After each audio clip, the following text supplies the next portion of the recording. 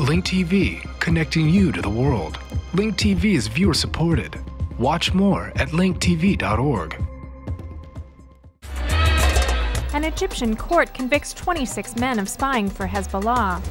Hamas accuses Egyptian security forces of killing 4 Palestinians by using poisonous gas. Has Egypt declared war on Islamists? And what's Hosni Mubarak afraid of? Answers to these questions and more on Link TV's Mosaic Intelligence Report. On Wednesday, an Egyptian court convicted 26 men of spying for Hezbollah and plotting attacks on Egyptian soil on behalf of the Lebanese militant group. The men, including Lebanese, Egyptians, Palestinians, and 1 Sudanese, received sentences ranging from 6 months to life in prison. Mohammed Kablan, Salam Ayan Hamdan, and Medhat Said Hassanin are sentenced to life in prison. Hezbollah's leader Sayyid Hassan Nasrallah has strongly criticized the Egyptian courts for jailing the men accused of working for his organization. He said the judgment by the security court in Cairo was unjust and politicized. I plead to His Excellency President Hosni Mubarak. These people did not do anything. If they had done anything wrong, I would have asked that you execute them in public. We predicted the harsh sentences, but we did not expect them to be as harsh as this. The sentences are politically motivated. We predicted this, but we did not think the sentences would be as harsh and unjust. Amnesty International on Thursday called for the retrial of the 26 defendants, criticizing the use of an emergency court. These men should be retried by an ordinary court which gives them a chance of getting a fair trial, said the London-based rights watchdog. Hezbollah's differences with Egypt hit a pinnacle during Israel's Operation Cast Lead in Gaza. Egypt's decision to keep the Rafah exits from Gaza sealed infuriated Nasrallah, who on December 28, 2008, called for the Egyptian people to help the besieged Gazans and called on the Egyptian government to open the Rafah border crossing. أيها المسؤولون المصريون إن لم تفتحوا معبر رفح إن لم تنجدوا إخوانكم في غزة فأنتم شركاء في الجريمة شركاء في القتل شركاء في الحصار شركاء في صنع المأساة الفلسطينية.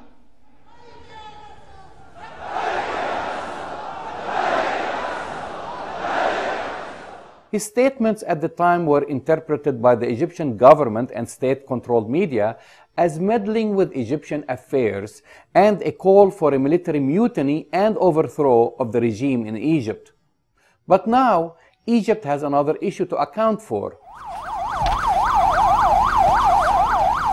On Thursday, the Islamic resistance movement in Gaza, Hamas, accused Egyptian security forces of killing 4 Palestinians by pumping poisonous gas into a cross-border smuggling tunnel, a claim Cairo denied. The Hamas movement hereby holds the Egyptian side responsible for the death of 4 citizens.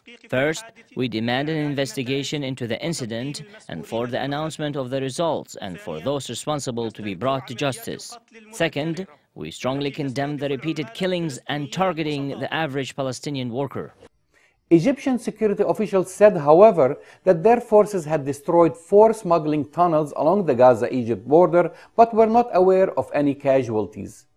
Many analysts in the region believe that the Egyptian government is afraid that having a successful Islamic regime, such as Hamas, on their doorstep would strengthen their own Muslim Brotherhood, which poses a serious political threat to the regime of President Hosni Mubarak.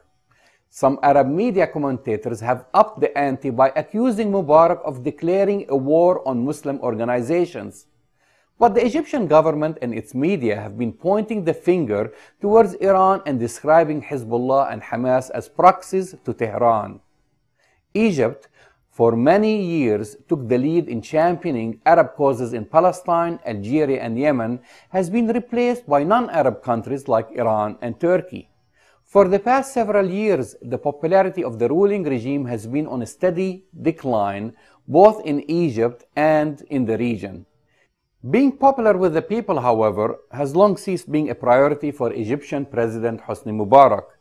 The popularity battle was lost a long time ago to the likes of Hassan Nasrallah, Mahmoud Ahmadinejad, and Recep Tayyip Erdogan. I'm Jamal Dajani for the Mosaic Intelligence Report. To learn more about this program or to share your thoughts, visit us at linktv.org/me. Stay up to date on the Middle East. Follow Jamal at twitter.com/JamalDajani.